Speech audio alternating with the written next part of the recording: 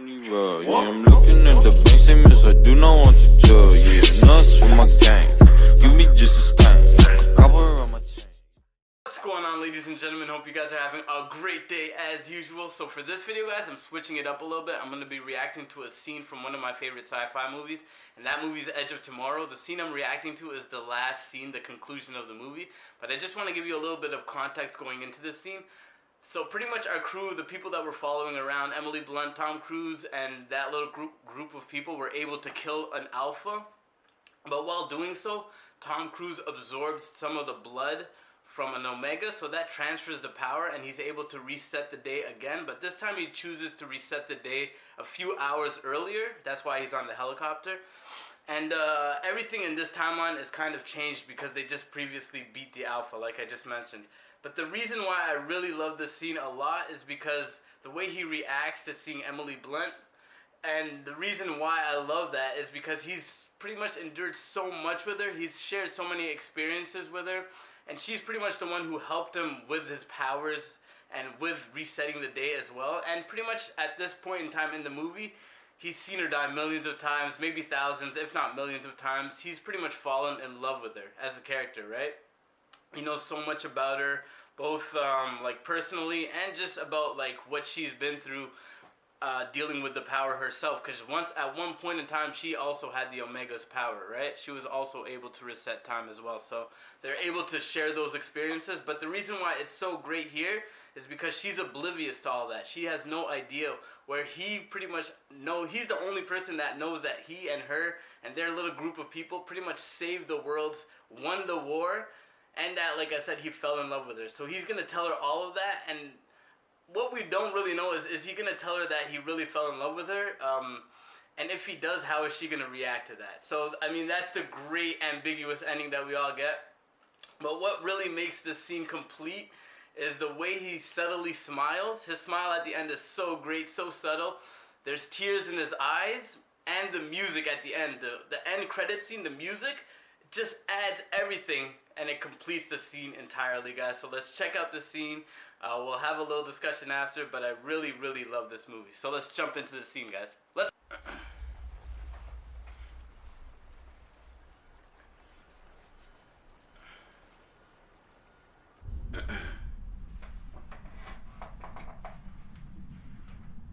They just killed the alpha at this point.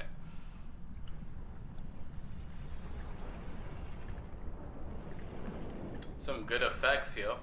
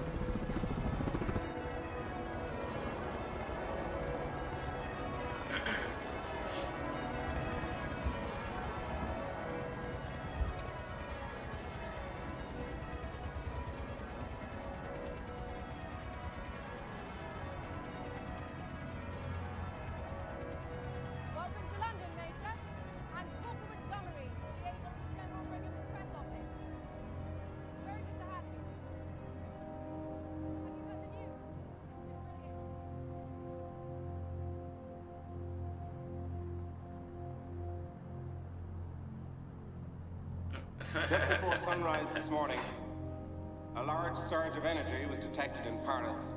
We do not know exactly what this signifies, but the result appears to be a total collapse of the enemy's capacity to fight. Russian and Chinese troops are now moving across Europe without resistance. Tomorrow, we advance on the Western Front.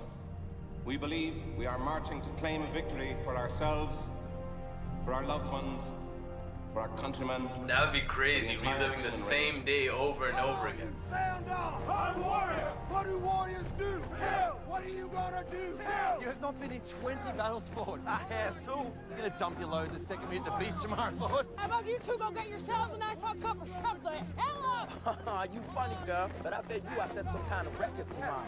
Fastest time running backwards, Ford. Slipping in your own shit. It's funny because that group of people helped save the world, and they don't even know it. What do warriors do?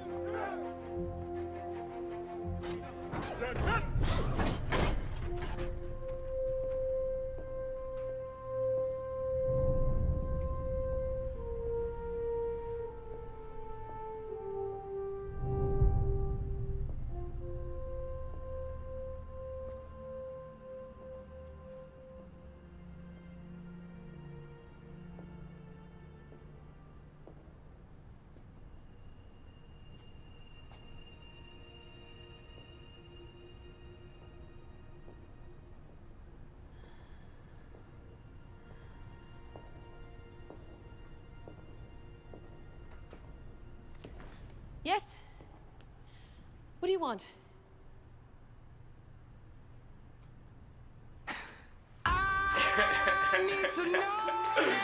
What a movie, guys. Holy smokes. What a scene. Perfect music, perfect ending. Way to end a movie, man. Oh my god. Now, guys. Oh, guys, what a great scene from an amazing movie. If you guys haven't seen this movie, go check it out. You will definitely not be disappointed. You will be really impressed, and I'm guaranteeing you will watch it again. So go check it out if you haven't seen it. This movie pretty much to me is considered a masterpiece. It has all the hall makings, and I'll explain. So pretty much, first of all, the relationship and the performances from our two main characters, Emily Blunt and Tom Cruise, they put on great performances.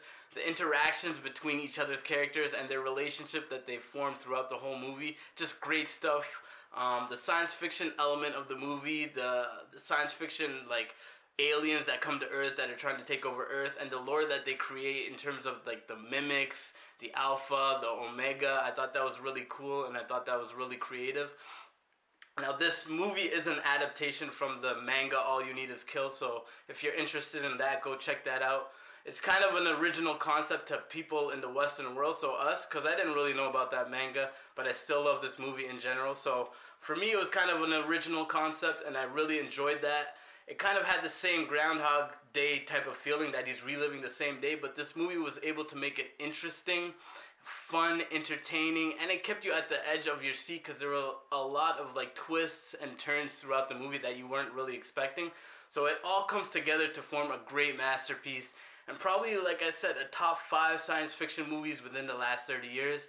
If you guys want my list, I'll put The Matrix number 1, I'll put Inception number 2, I'll put this movie number 3, I'll put Children of Men number 4, and then Ex Machina number 5. That's my list of top 5 science fiction movies of the last 30 years. Just really enjoyed this movie, but what do you guys think about this movie? Did you enjoy it? And another thing, people want a sequel to this. I think just leave it alone because it was such a great movie, such an original concept. You just don't want to overkill something that's great.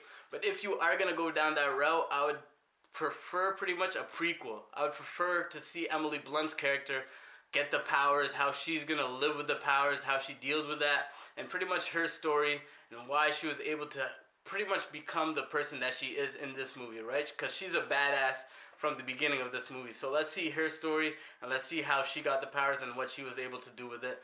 But let me know in the comment section what you liked about this movie. Let me know your top 5 science fiction movies of the last 30 years. Or let me know anything to do with science fiction or movie clips in the comment section. If you enjoyed this video, hit the like button. But I'm going to wrap this video up, guys. So take care of yourself. Stay safe, because it is a crazy world. And there are a lot of crazy people. But most importantly, guys, you already know by now. Peace.